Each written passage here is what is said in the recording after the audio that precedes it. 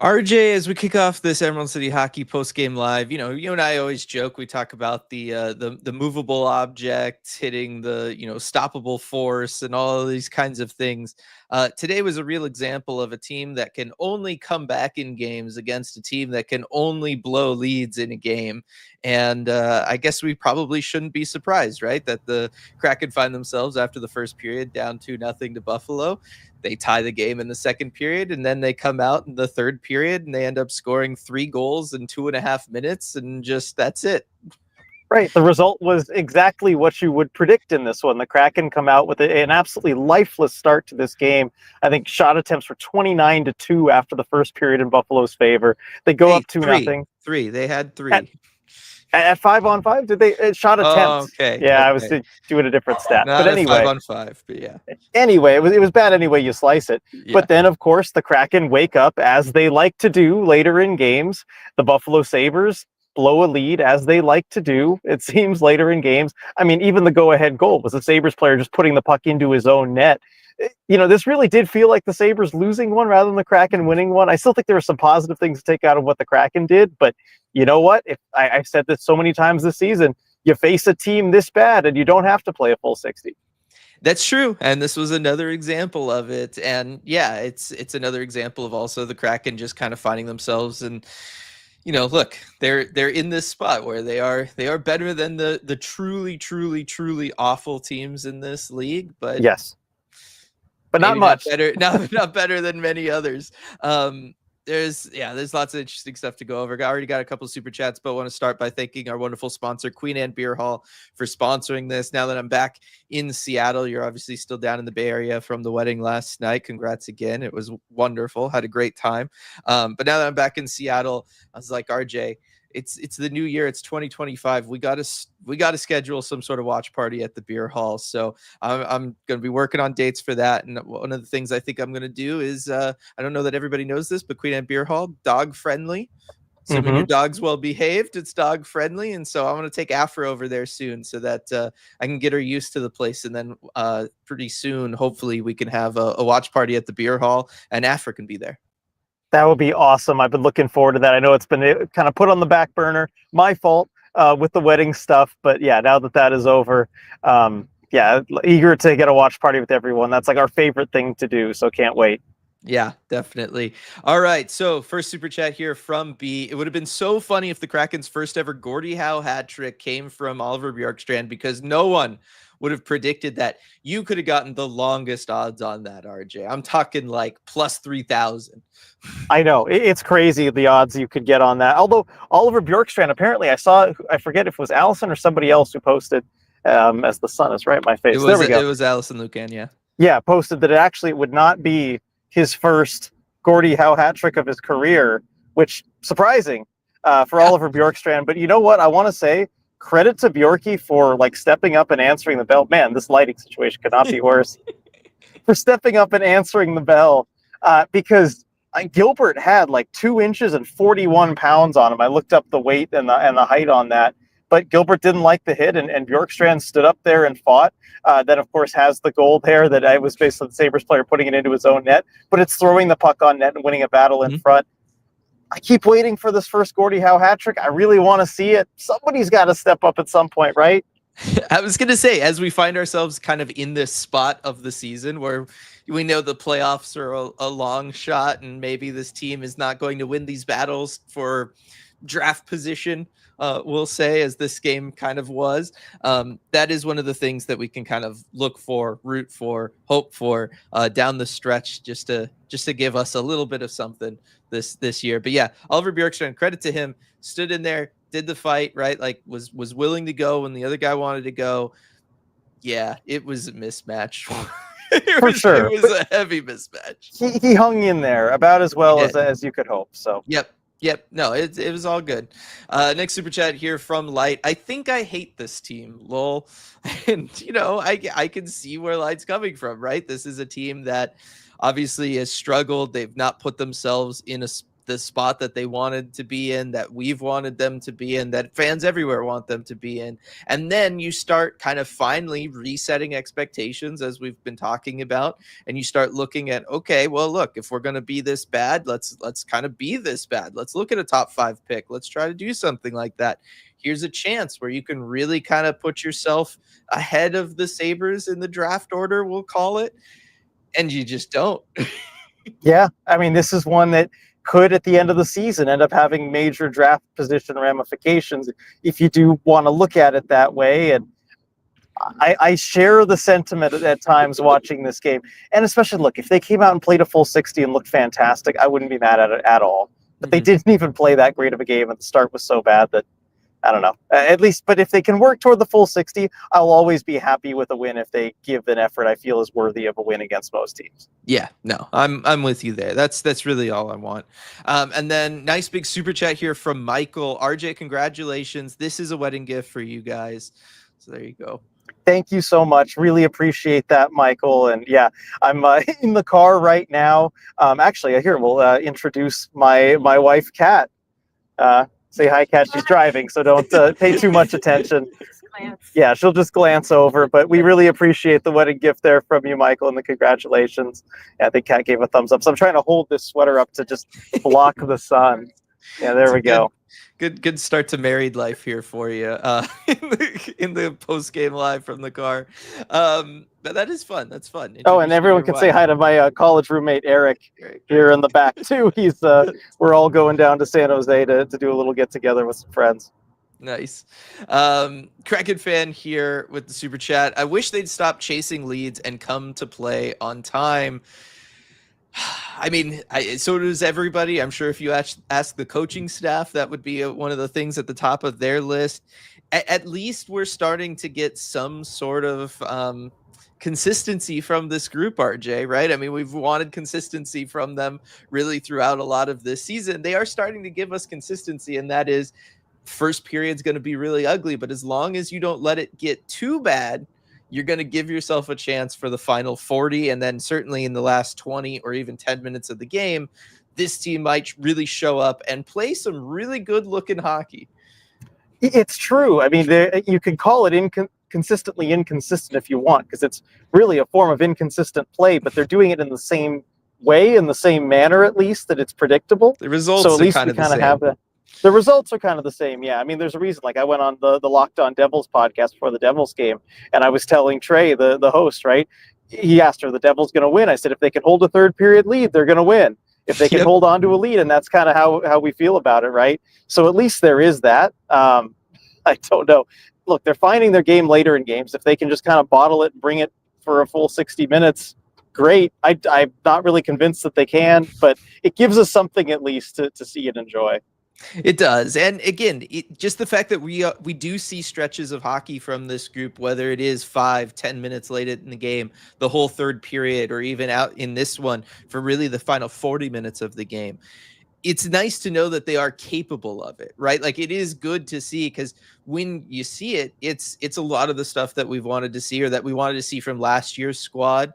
And yes, I wish we saw it for a full 60 this year, but just the fact that we are seeing, like in this one, goals like that Oliver Bjorkstrand one that you talked about, or even like the second Capo Caco one, the power play goal, right? It's just a lot of just kind of going to the net front, right? Being there for rebounds, going to the good places on the ice to score. Andre Burakovsky picking up his elusive fourth goal on the season. Again, though, net front play from him, right? Picks up a rebound, is able to put it home.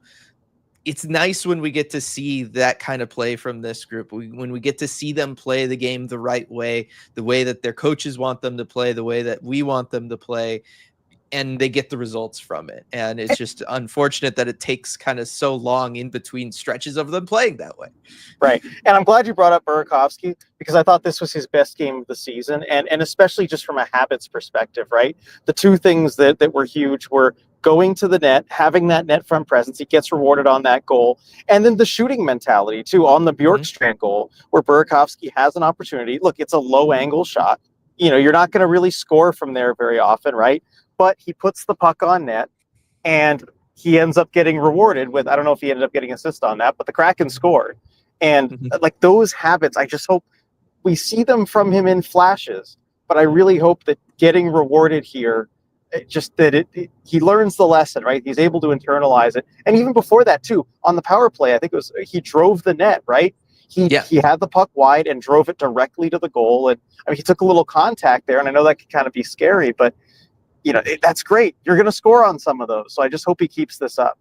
Yeah, I mean, the last time he scored, right, it was one where he went to the slot. He's able to get the rebound. Like, when he plays the way that he should play, he does get the results. Like, he shows us the player that, Ron Francis thought he was signing. It's just getting him to play that way consistently. And I like that you bring up the shooting mentality from Andre Burakovsky, tied for the team lead today with shots on goal with 5, RJ, tied Jaden Schwartz and Jamie Alexiak. Alexiak had 5 shots on goal. Yep, Jamie Alexiak, Andre Burakovsky, Jaden Schwartz. Those are your shots on goal leaders for the Kraken today. Again, you had a parlay of those 3. Probably made a decent amount of money on that.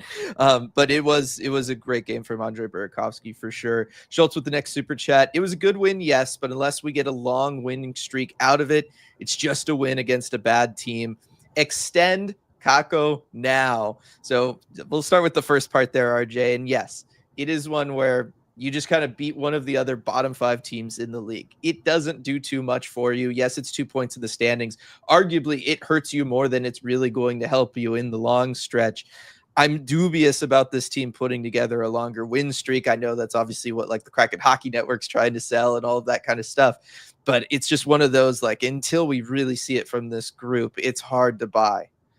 Exactly. I've seen nothing from this team that makes me think they could go on a win streak of really any significant length. And this game, in fact, I think, made the case that they can, because against, 90+% of NHL teams, you're going to lose in regulation if you play this way. So that is the bigger picture. Yes, I'm with you.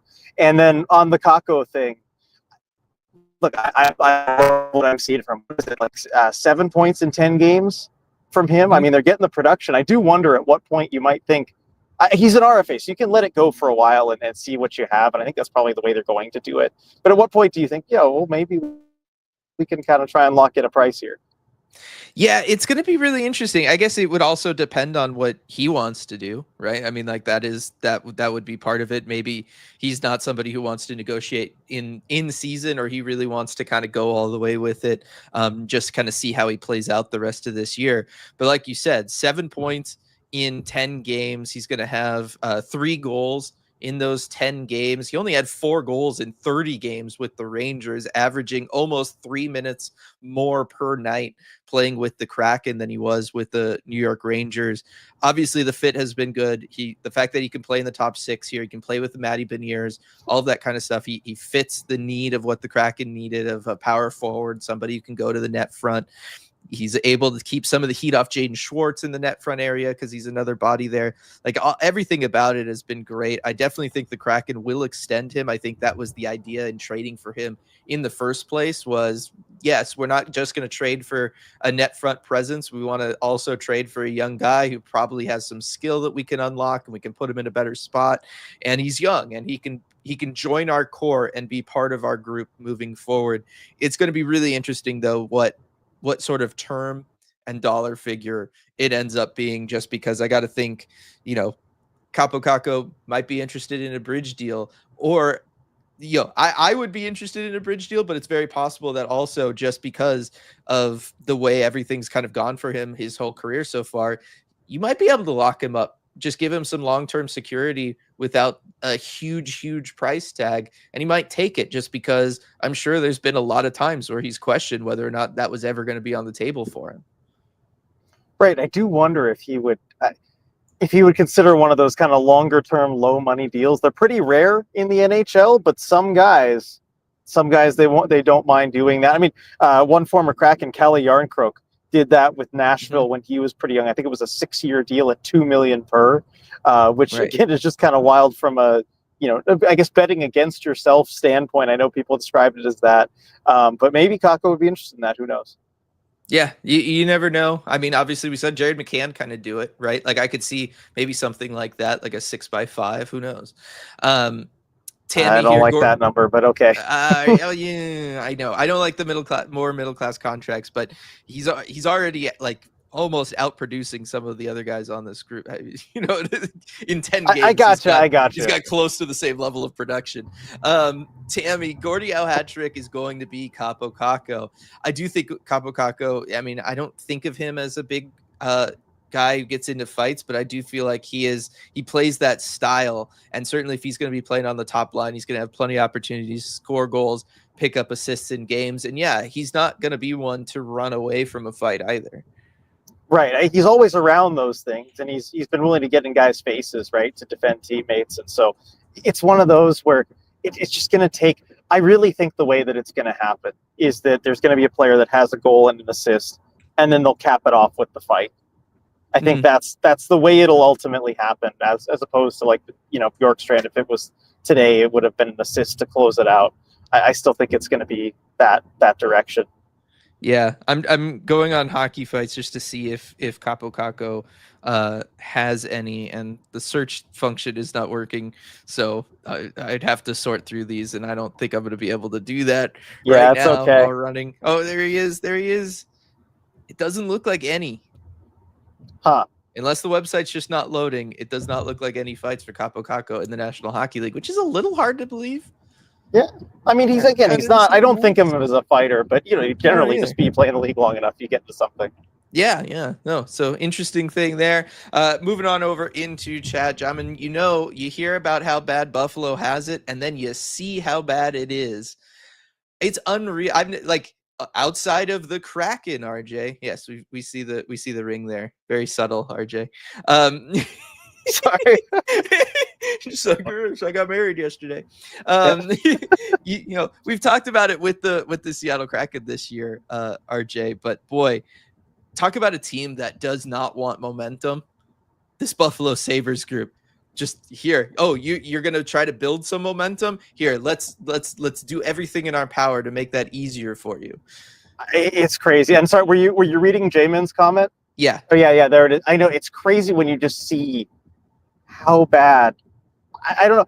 Like it's hard to believe, right? And given the talent that they have on the roster, like you look at them in the first period, they have good players still. And I know you're generally low on some of their core players of like a Tage Thompson, Dylan Cousins, all those guys. But like watching them, you can tell the talent is there, right? Mm-hmm. Yeah. And yet, just as this group, how does Lindy Ruff still have his job? I have no clue. No idea. Because that seems like the obvious thing is you just get rid of the coach, because the Sabres team is so much less than the sum of its parts. Mm-hmm. No, it is unreal watching them play. Like there's nothing about it. They have good defenders too. Like that's a decent blue line. Like that blue line should, legit. Power's legit. Right. You got Bowen Byram. Like he's fine, right? Like these guys should be able to make something happen. Watching them in the way that they can, and I know JT brought it up on the broadcast, the way they can step up in the offensive zone to keep pucks in and keep plays alive and join cycles and all of that stuff from the blue line.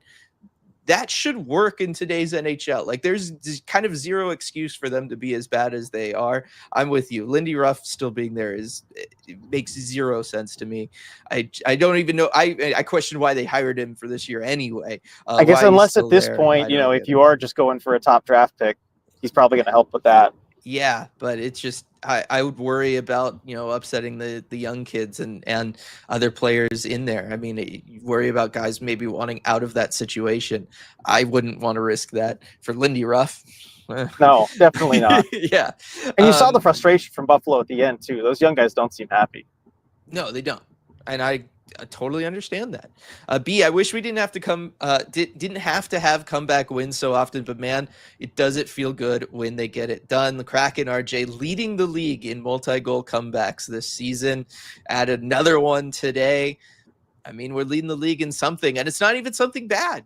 No, it's something good, and I mean, maybe it's just kind of regressing to the mean.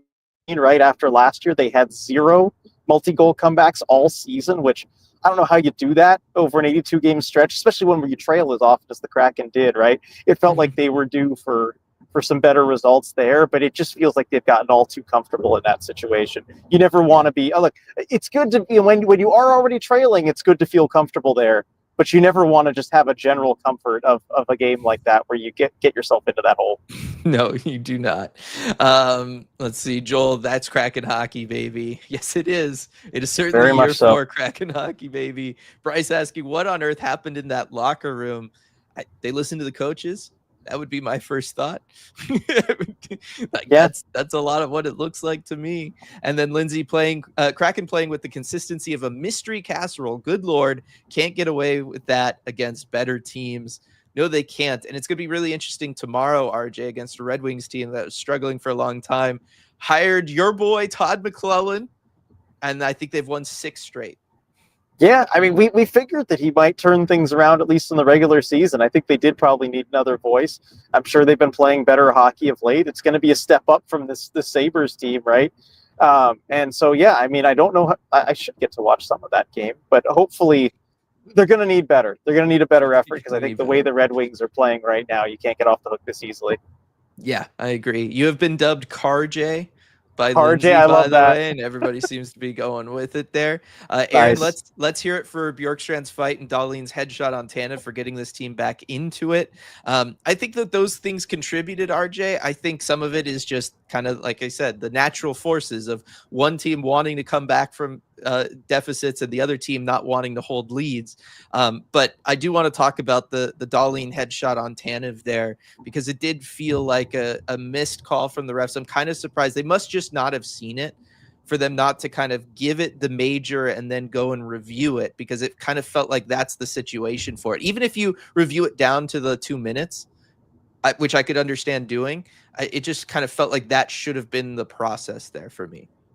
I guess so. I wonder about that because look, as I watched it, I had the benefit of replay. You know, we had the benefit of watching the replay. The refs didn't, right?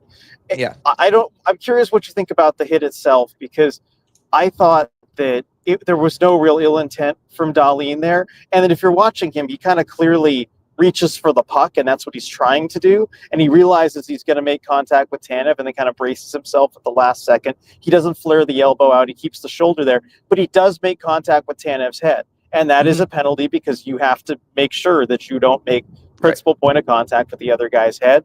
So that's why if I'm the ref, I'm looking at that, and I'm not thinking major. I'm not thinking in terms of that, right?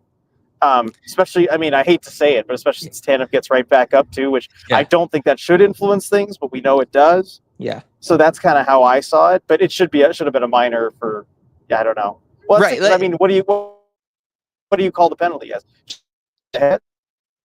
Right. Well, that's the thing, is I don't know. You could call it like roughing, I guess, or something like that. Maybe interference. It's one where I'm with you. Like, I don't think it was a major. I don't think it was that bad. Only one replay made it look bad, but it is one where Dahlin is responsible for his body there, and it is an irresponsible play near somebody else's head. So it's one of those where, like, yeah, I understand there being a penalty. Like I said, it just felt like that should have been the protocol, is like you acknowledge that it was a hit to the head, you treat it with the highest level of seriousness, and then you kind of work it down based off of the fact that, yeah, we have seen true headshots before, and this was not one of those. And it's also just unfortunate the way Tanev bounces off the boards and then back into Dahlin's rear end, and that seems to do even more damage than the initial hit does, as far as at least knocking off Tanev's helmet and all of that kind of stuff. Super chat here from Edward. Congratulations, RJ and Kat. Nice ring, RJ, but given the circumstances, I won't ask Kat to show off hers. Yeah, that's thank you very much, Edward, for the super chat. Yeah, probably best not to have Kat show off her ring right now, given that she's driving. So I got to keep those hands on the wheel, Kat. Huh? Oh, yeah, I can see the ETA here. Yeah, when are we gonna? Well, I can't, because there we go. All right, 13 minutes it says. 13 we minutes. should get there, and maybe she can show it off then, and then say a proper hello to everybody. Yes. And we got this from Joel. Congrats, RJ. Kat, thank you for taking him, even with his ridiculous job covering this team. So got a good one there. Yeah, they're thanking you for taking me, even with my ridiculous job covering this team. So yes. She says, "I love hockey." There you Yep, go. there you go. And Cole letting me know that the unstoppable force would technically win my question at the beginning. Kraken being physics accurate, lol.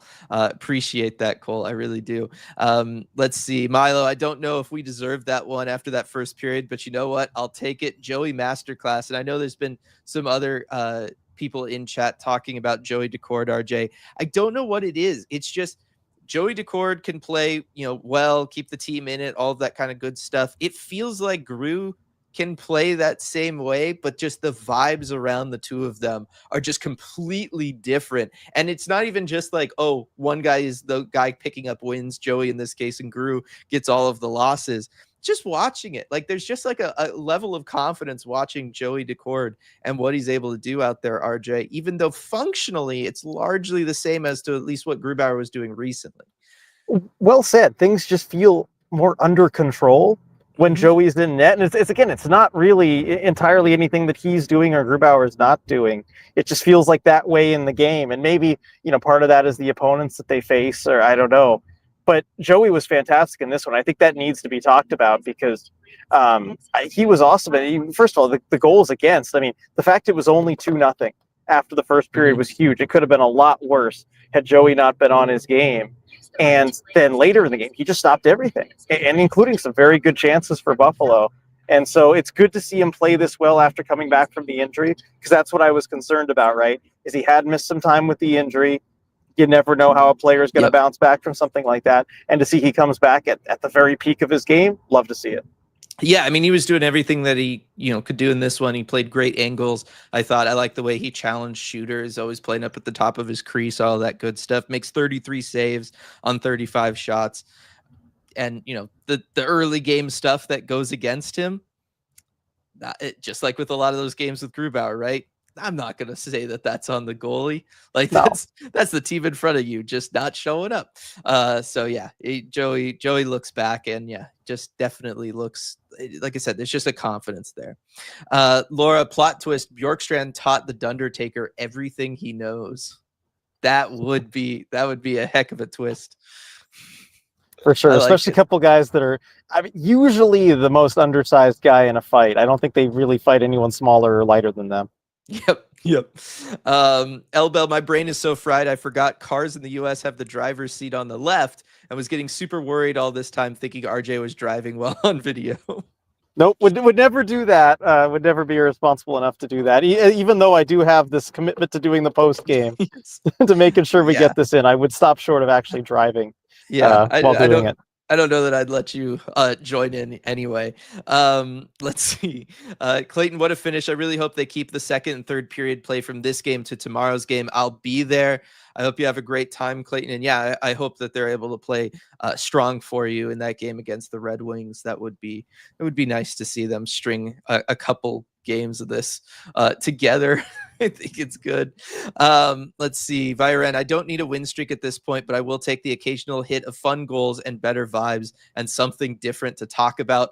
That's really what it is, right, RJ? It is something different to talk about, because even watching the Kraken Hockey Network and watching Brett there on the panel during the first intermission and just almost saying word for word some of the same stuff that you and I have said, that Allison Lucan has said, that we've heard people on the press bridge say, because it's the only thing that anybody covering this team could talk about, which is they got to start playing the right way. They got to find a way to start on time. They got to get more pucks on net. They got to find a way to get more shot attempts. They got to be there for rebound chances, right? Just all of the things that you can just recite by memory. You could just basically show up for a first intermission report, not even watching the first period, say all those things, and you would be pretty safe doing so. And it was just like, oh my gosh, like it just hit me. And because it was just an additional voice saying all those same things that we've all been talking about. And it was just like, oh, come on. But no, the second period gave us different things to talk about. And then certainly that third period, the way that they were performing, the way they were getting results, it allows us to do the fun part of the job, which is talk about how those goals were scored, why those goals were scored, right? Go through the process of doing that in a way that we just haven't been able to too often this season. Yeah, it's really nice to be able to do that kind of thing, and especially to have them being rewarded for good things that they're doing, right? A lot of the goals they didn't really fluke into, right? We can actually break things down. And I see Stratic asking here, what was our favorite goal? Can I have you go first on the favorite one? Okay. I do I can really go like. first either if you want. I was gonna say I really like the Berkey goal. Like that one is really big for me just because again it's a good example of a player doing all of those things. But I think I might have to go with Capo Caco's first goal because we just haven't seen many guys just snipe and beat somebody like that this season, and it certainly feels like it's been a while. So I just kind of liked him beating Ukko-Pekka Luukkonen clean. That was a nice one. I mean, you're right. We haven't seen a lot of that recently, but we've seen it a lot from the Kraken's Finns over the last couple games. Tolvanen with a couple nice shots against Columbus. Kakko with that one. I have to go with the Berkey goal. I just have to go with it because it's fine. It's him doing the right things, having the right habits. And I love that there was a battle in the corner, right? Berkey's in there, and it gets out to Chandler Stevenson, who comes out to kind of help him out with it, right? Stevenson gets the puck to the point, and you can tell there's a moment where Andre Burakovsky is looking around and he's like, okay, what am I going to do next? There's a split second where he's looking at what the situation is. He sees the pucks at the point, and you tell he thinks about it. Like, am I going to go to the front of it? Am I going to do this? Am I not? Or am I going to just kind of hang around the perimeter? And he makes the conscious choice to go to the net and just stop net front. And he gets rewarded for it immediately. And I love seeing that all play out, and you can see the decision happening in his head. He makes the right decision and he gets rewarded for it. Yep. Like I said, I love it. I love seeing him play that way. I love him getting the rewards. Scantron asking, is the guy behind you the one who drank rum and Gatorade? Is the guy behind me the one who drank the rum and Gatorade? I'll let him answer that with a yes or no. You can shake your head one way or the other. Thumbs up, thumbs down. You the guy who drank the rum and Gatorade. There's the thumbs up. That is Eric. Yes, so he is the one who drank the rum and Gatorade. Yep, I believe there was a little also limoncello and a little limoncello in there as well. Yeah, for sure. Yep. Yeah. Good stuff. Lindsay, give Kakko some roots in Seattle. I'd offer long-term low money, but not sure how ownership will feel about Ron handing out more 7-year contracts if he's not long for the general manager position. Look, it's possible that that contract comes from somebody that isn't Ron, but I still think that it would be a potentially good idea for whoever it is. Yeah, and it's one of those where, look, the organization is clearly comfortable with bringing in a player like that, and if you're comfortable with bringing him in, you're probably going to extend him. Although with that kind of term, again, you got to be wary about the money, but if you can lock in a good price, then maybe it's worth it. Yeah. And Elbel saying Kakko can get a goal and an assist at MSG next season, and then as a peace offering from his old teammate, they'll offer him a fight. That is possible. Get your directions there. And then Maddie asking, is Dylan already back in Seattle? Yes, I'm back in Seattle. I actually flew in this morning. My girlfriend and I got back to the apartment just in time for puck drop. Like the broadcast had already started and everything, but was able to catch it. And we haven't had Gregory do this, so it's not official, but I'm going lemon lime Gatorade time. We were just talking about it. I'm dehydrated from flying twice in 3 days. I could use the lemon lime Gatorade, but I'm gonna set you up with this, RJ, from Rebecca. Didn't Lindy Ruff have a quote this season that he was totally stumped by the problems with this team? I don't know about that one, RJ, but I can tell you there was a game, I believe, against the Maple Leafs where they knew that arena was going to be filled with Toronto fans. It was a home game for Buffalo, and Lindy Ruff had the all-time quote of somebody, again, for a home game saying, well, if we can just take the fans out of it, we might be all right. That was a legendary quote, an infamous quote there from Lindy Ruff talking about taking the fans out of it. That's kind of where Buffalo is at and where the season has been from them. Yeah, I don't remember the other quote. I'm sure it doesn't surprise me if it is real, right? About not knowing what the problem is and what to do about it. But yeah, it's an absolute mess there in Buffalo. We got a front row seat to it today.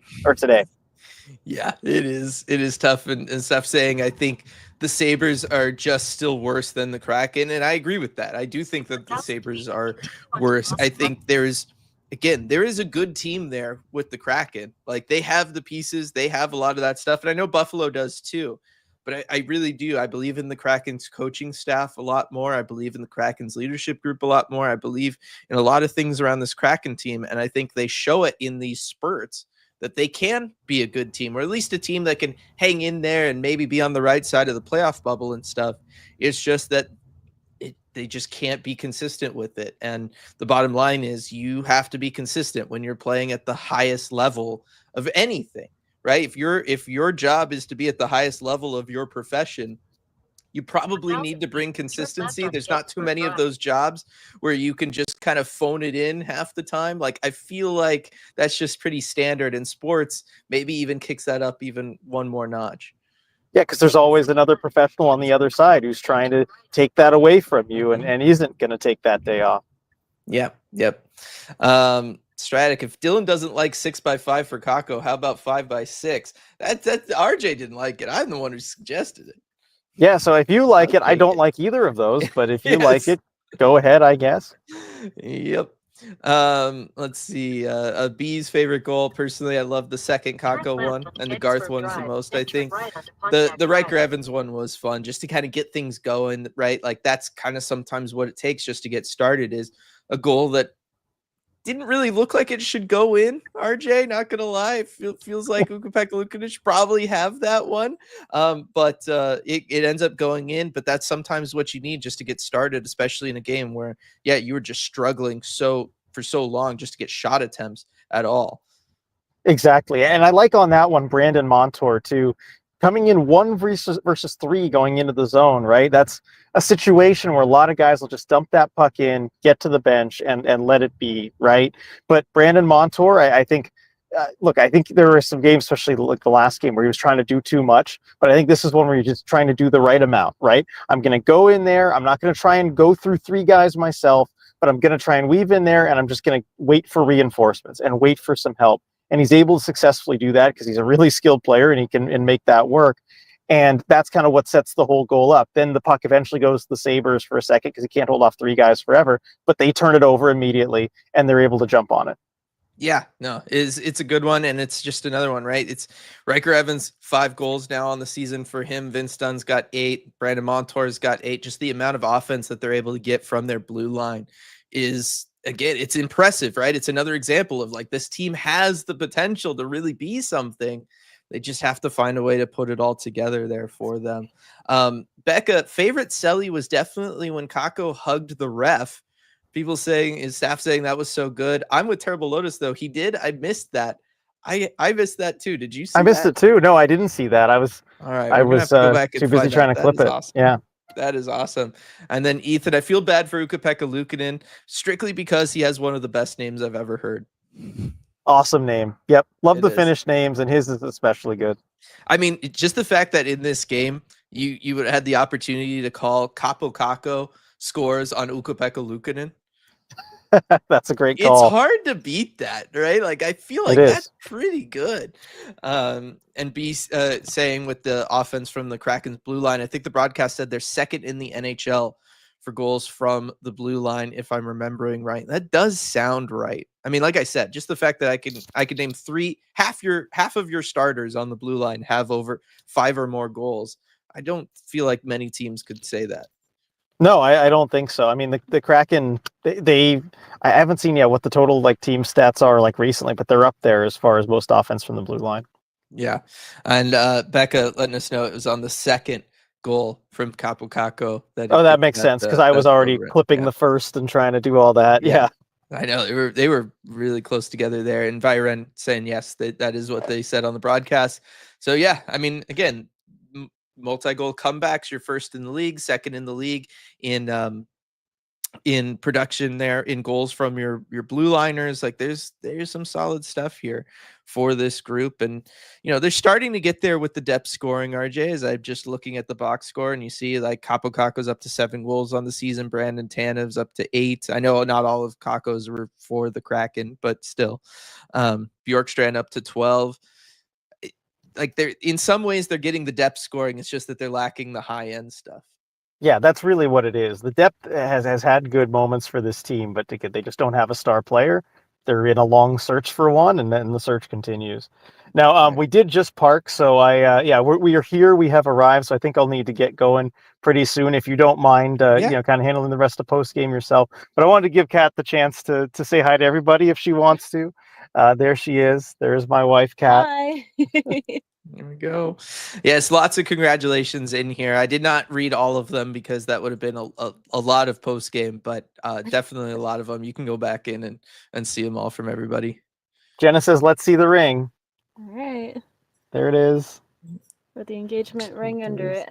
Hi, Yep. everyone. Oh, I see Angela. Hi, Angela. Thank you Hi. for watching Fuji. Thank you so much for watching Fuji while we're gone. Yep. And yeah, thanks. The hellos, hi there, and thank you for the congrats messages. Everyone's so sweet. Yes, yeah, definitely. Yeah. No, it's White cat all versus big good. cat. And And then when we have it ready, I know we gotta, maybe not this post game, but maybe tomorrow or something. Got to share one of those photos of you and I all dressed up, looking Yeah. snazzy for the wedding, because I think everyone will want to see you wearing a tie. I The did rare wear a occurrence tie, where you're yeah. wearing a tie. So I'll leave everyone to. I'll leave that cliffhanger for everyone for the next post Yeah, game. they looked great. Yeah. No, it was fun just for you guys for a big occasion like that. Kraken don't get the tie. Yeah. That's true, but I'm glad, because I knew this would be the first post game after the wedding and everything. I'm so glad the Kraken were able to win for this Yes. one. It feels like much better vibes than had they continued the way it went in the first period. Yes, definitely. Kylie asking, is the ring blue because of the Kraken? Is it blue because of the Kraken? I think that's a secret. Okay, Okay. that's a secret. We can't say. Yep. Yep. And then Maddie asking, was Dylan the best man? He was a best man. The way we did it, yeah, she had a couple cousins that, like, she's an only child, so she couldn't really possibly pick one or the other. So we wanted to do a little symmetry thing. So she had 2 maids of honor. I had 2 best men. It was Dylan and my brother. So yes, Dylan was a best man. Although my brother insisted that he was the best man. So Yes, I was just gonna So say yes, I was Dylan the best man, but I Yes, was he not was. the best man, unfortunately. Yes. Exactly. So And B pointing out, yes, Kraken are 1-0 since RJ got married. So let's That's see if we true. can keep those vibes going. Maybe that's what it takes to turn the season around. If they finally get, if they turn it around and make a playoff push, I'm going to point to that. So, Yep. all right. Well, you guys go and enjoy the rest of your day. Enjoy everything. And yeah, I'm sure everybody will see you when we see you. Yeah. Thank you so much, everyone, for all the congrats messages here and a couple days ago after the Columbus game, too. I know Kat was watching that one as well. And it was so nice to see all those from everybody. So thank you so much. Really appreciate it. And yeah, we're going to get going. Thank you, Dylan, for handling the rest of the post game. Appreciate it. And I'll see everyone tomorrow. The Kraken are back at it against Detroit. Thanks, everyone. Yeah. See ya. All right. As we transition back over, I know there was lots of stuff that we maybe passed over earlier on in the post game. So if you want to go ahead and put that back in the chat down here, feel free to go for it. I was just pulling up Money Puck to kind of look at the situation here, and I mean the expected goals. It's been a long time since we've seen the Kraken at over 5 expected goals in a game. That has I can't tell you the last time that happened. Because it just feels like an eternity ago. I was going down to see kind of how the lines played in this one because, I felt like we didn't talk negatively about the Stevenson line that much. Like it felt like it was one of their better games. And yeah, as I'm looking at it, expected goals percentage for the Chandler Stevenson line with Andre Burakovsky and Oliver Bjorkstrand, who obviously they both pick up goals. Stevenson, I believe, had 2 assists in this one. 43, 0.8%. That's the best that they've done in a while. That's the highest expected goals percentage that we've seen from them in a long time. And yes, it is below 50%, but still it's over 40. And that feels like a very big win there for me. But that Beniers, Schwartz, Kako line just kind of continuing to do what they do. They just are on an absolute tear. They're over 50% every single game, it feels like, and just able to make things happen. I thought Shane Wright playing with Jared McCann, they're starting to develop good chemistry here, and it's just like I'm so happy that Jared McCann's off the Chandler Stevenson line, and I really do think that him playing with Shane Wright is like the best thing for this franchise kind of long term, because Shane Wright, he just is able to think differently having somebody like Jared McCann. And I know he plays really well with obviously Tolvanen, and he plays well with Oliver Bjorkstrand, but there is something when him and McCann are out there, they do have like a level of chemistry where they are able to kind of pair up and kind of go out there and do things, make certain plays, be on the same wavelength. You know, they understand when one's in the corner, what the other one should do. And I thought that we had a good example of that. And I see B saying Shane Wright, very low ice time, is once again not the best in my opinion, but I don't know how that line was doing overall this game. I thought that line played very well this game. I thought, you know, the numbers don't necessarily say it from an expected goal share standpoint. And yeah, Shane only had 12:36 of ice time, but he did pick up an assist. And really, I thought he made a lot of good plays in this one. Like, he had a lot of good vision. The passes he was making, he had that one drop pass back in the first period to Tolvanen.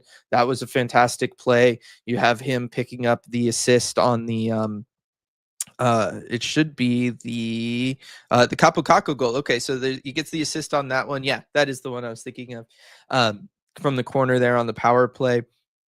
But again, that was one where it was like him and Jared McCann kind of working together, thinking about things, being able to go out there and do something. I really felt like Shane Wright played a good game in this one, just from a vision standpoint in the offensive zone, being confident with his passes, choosing to make certain plays in a way that we just haven't seen a ton from him this year. And that was really great to see. Let's see. Ethan Kapukako scores on Luka again. Oh, that's good. Ethan. Oh, that's good. That is good. Milo, fingers crossed we keep this up in front of Gruby tomorrow, the winning, not whatever happened in the first period. Yes, that would be nice. Like I said, I feel very bad. I feel very bad that that Grubauer has not been able to get all that stuff. The same kind of goal support, or just the vibes, the wins, right? The stuff in the standings. I mean, it's just been a brutal year for Philip Grubauer, and not all his fault, right? Maybe at times it's been his fault, but not all his fault. As yes, record is 5-13-1. He deserves better than that.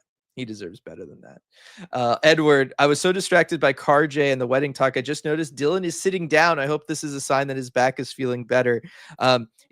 It's feeling better right now because I'm on a lot of pain meds from flying, and they're allowing me to sit down still. But it was the flight down to San Jose, sitting for the wedding and the reception and all of that kind of stuff really took it out of me. I had some pretty bad sciatica today, which is why I'm on the heavy stuff for right now for the flight back and for the game. I have a feeling it's just going to be this for a little while longer. But yes, in general, it is a lot better than it was last month when I just could not move and all of that kind of stuff. But yeah, good pain meds. They're helping. They are definitely helping. Looking at things, yeah, the time on ice share, and again, feel free to put anything in, everybody. The time on ice for guys in this one is so strange. And I know Ty Cartier obviously has the 4 minutes in penalty minutes, but under 7 minutes for Ty Cartier is a little surprising. I'm wondering, you know, we've seen him get some low ice time. I'm wondering if we maybe see a John Hayden show up at some point and maybe step in for Ty Cartier. I don't think that Ty Cartier has necessarily done anything to play his way out of the lineup, but I do wonder if they'll just kind of go for somebody who plays a little bit of a different style, maybe more of a traditional net front role in John Hayden over a Ty Cartier, just because Ty Cartier's time on ice has been low. Even for a fourth liner, it's been low.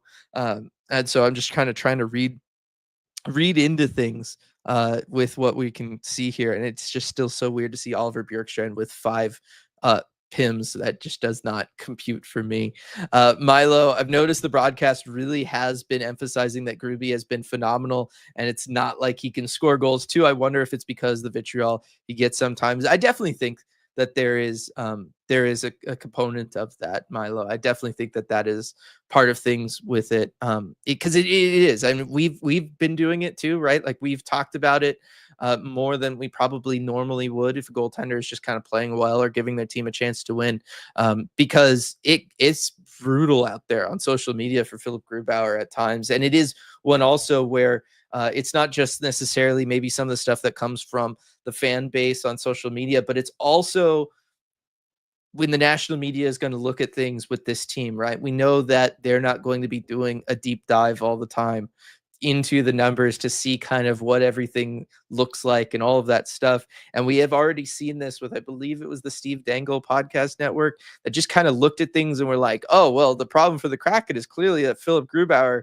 is just terrible. And so they need to maybe like make a trade for John Gibson, like give Grubauer for Gibson somehow or something, I think is what the suggestion was. I didn't want to listen to it because it just sounded like it was going to, drive me crazy. But that's a kind of another example of it where you want to know, like, okay, if the other team is advanced, the other team's media group is advanced scouting by watching our broadcast, right? Because they're going to watch the people that know this team, and they're going to watch that before the Kraken come to town and play them, or they come into Seattle. You want to make sure that you're kind of also getting that storyline out for those people, for those other media members, so that they understand and have more context than they're going to get just looking at the box scores, just looking at the season standings, right? If they just pull up Hockey Reference and they go to the Kraken page and you scroll down and it's just like, you just see that 5-13-1 record for Grubauer, you would think that, yes, Grubauer has been kind of like season one Grubauer, where it's just kind of historically bad. And that hasn't been the case, right? He's had his ups and downs, and there have been downs, but it is more than just, that what his win-loss record is showing for him. And so I think there's an element of that in there as well. Kaylin asking, do you think the lines will stay the same? And Milo saying, was Karts bumped because of special teams? Maybe. I think there's an element of that with Ty Cartier, yes. But still, under 7 minutes, only getting 10 shifts. That's traditionally either he got hurt, which I don't remember seeing or being talked about, or him getting benched, but I don't really feel like it was that either. So, well, I guess it would be indirectly, but it wasn't like he had one definitive moment that you would have said, okay, well, he really sat after that. It just really felt like he did not play a lot tonight at all. And I know you had some of the special team stuff, but it wasn't. I don't know that it should have been that much. I mean, Brandon Tanev, I know plays on the PK, but he got almost 14 minutes and 19 shifts, 9 additional shifts. I don't think that was all special teams. And then Kaylin asking if I think the lines will stay the same tomorrow. Probably. I don't know that you would really change up too much unless you had to change up something from one night to the next when you have back-to-backs. I also think you came back and you won this game 6-2 after being down 2-0 in the first period. I don't know that you're going to rock the boat after a performance like that, right? So I think that might give us a little indication. Outside of Grubauer coming in and starting the game in net instead of Joey, I don't know that we'll see anything else change unless, say, Yanni Gord is going to be healthy and come back, something like that, which, again, I have no information on that. That's just strictly an example. B saying they were on the PK a lot. It felt like Karts doesn't usually go out for that unless a big PK forward is the one in the box. So that could have been some of it. Like I said, that is definitely some of it, but it doesn't feel like enough to make up that large gap. That's all. Kylie Grew has had such bad luck, and to the casual viewer, his record looks worse than he's been playing as a whole. I feel I very much agree with you, Kylie. Milo, yes, that was miserable. Like, I know you don't focus on us, but that's not our problem. Gruby is trying his best, and the team is not. Staff agreeing. Never thought about that. That makes sense. Yeah, it's just like one of those interesting things. Staff also go asking, we have a lot of Firebirds called up right now, right? Is that just to have options with Yanni injured? It's to have options with Yanni injured. I think it was also to have some options on defensively, because Adam Larson was kind of shaken up at the end of that homestand. So if he was going to re-aggravate any injury he had, you want to make sure when you're on the road and it's not as easy to call guys up, that you can kind of fill out that roster, have options available to you should something happen.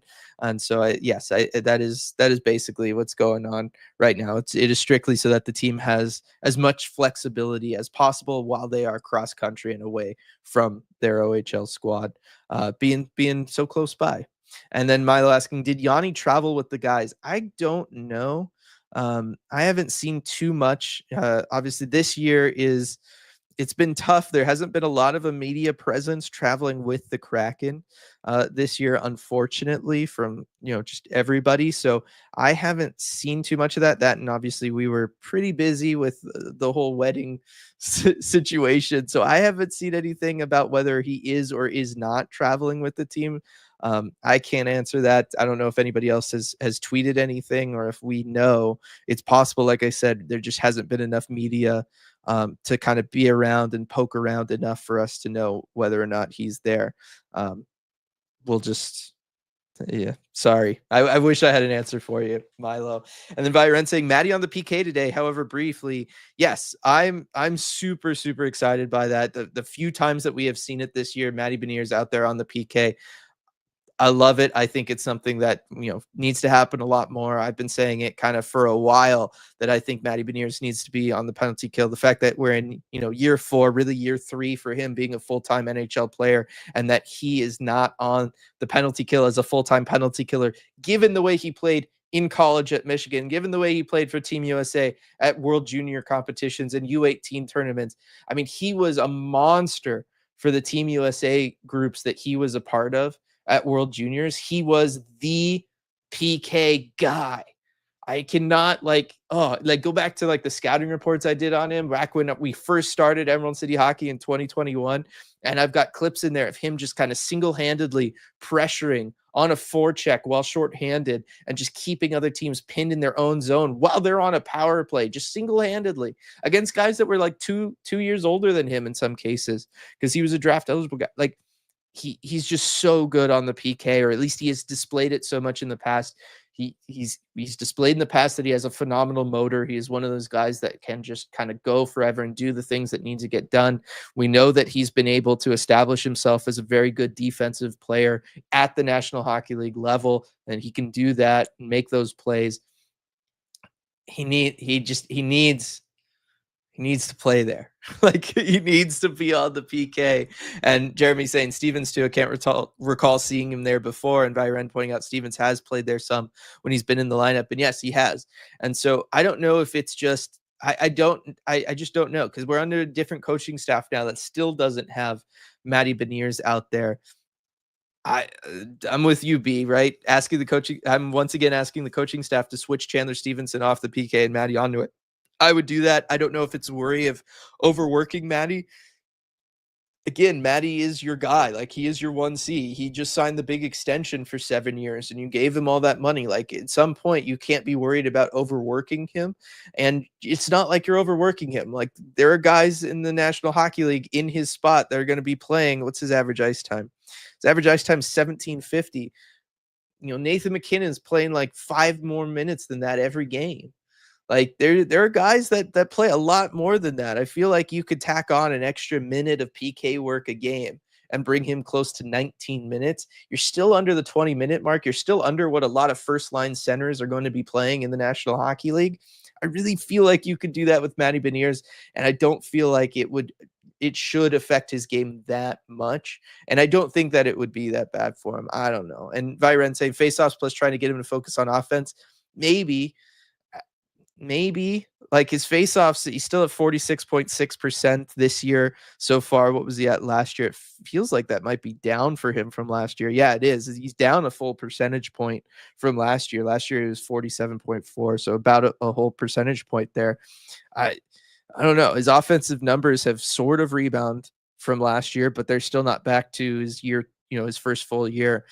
It's tough. I don't know what it is. I know you've got guys like Jared McCann and Brandon Tanev and guys who have played on the PK for a very long time in their NHL careers. But I feel like at some point you got to get him out there more and get him used to it. Maybe that's something we see down the stretch once they're a little bit more out of it, or once they've been eliminated from, playoff contention officially. Maybe that's something we start to see more. Maybe when a Yanni or a Tanev trade happens, right? It's going to open up that spot for him on the PK, and we might see something there. It's just, I don't know. I don't know. There's lots of stuff that he could be working on, but I feel like that's something that he could just go out there and do, and it shouldn't, in theory, draw too much away from him working on those other areas of his game. And then Sarah saying, yeah, look at Quinn Hughes' time on ice. poor Quinn Hughes, right? I'm with Steph on that one. Quinn Hughes has to play so much when he's out there, and we have seen when he is out of the lineup how rough Vancouver looks. But yeah, Quinn Hughes averaging over 25 minutes. He's a defenseman, so like there's more to that. But yeah, it's a huge workload. Cam Fowler had some huge workloads there for the Anaheim Ducks over the last couple of years. I think it was either last year or the year before where Cam Fowler had to play like 38 minutes in a game once. Like they would just you know use him an obscene amount. Yeah, he was over 24 minutes for 3 years straight for a while there. Pretty brutal. And Milo saying if Taka could play Quinn Hughes and play him all 60, he would. Yeah, I agree with that. He absolutely would. All right, we'll go ahead and wrap things up here though at the hour mark. I want to thank everybody for joining us to celebrate RJ and Kat getting married for one. That was obviously awesome, but also to celebrate this, another comeback win for the Kraken, leading the league in these comeback wins. It's nice to see them be able to go out there and put up 6 on the board and kind of get that depth scoring going. Get to see new addition in Kaapo Kakko looking good. He's fitting in so well with the team. He's getting production now, get some multi-goal performance there. Love to see that from him. Love to see more from, Shane Wright playing well in this one, even though he only picks up an assist. Like I said, I like seeing that.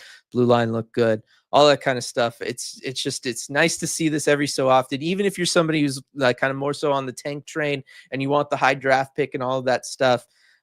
Come on, even you'd have to admit it warms your heart a little to see the Kraken play well and those guys go out there, have fun and have success on the ice. It's just, I think it does us all good to get these games every so often, even if they're not going to come as regularly as we'd like them to. Want to thank everybody, and yes, we'll keep you posted now that the wedding is over. Can start working on planning something for Queen Anne Beer Hall. Like I said, I want to take Afra over there. I'd love for her to be a part of any sort of watch party or something that we do there. I think that would be really special and give a lot of people the ability to hang out with her and have fun with her. I think that would be a lot of fun. So definitely keep your ears out for that. I probably won't have something for tomorrow's game, but keep your ears out for that. And want to thank them for sponsoring. Want to thank you all for joining us. Want to thank those that gave the super chats, and we'll see you all tomorrow after the game against the Red Wings.